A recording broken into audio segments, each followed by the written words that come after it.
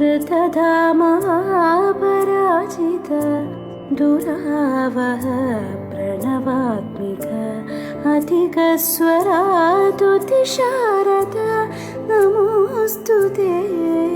श्यामाम्बरं मुखसागरं तुलसीदलम् अतिसुन्दरम् कनकासुखं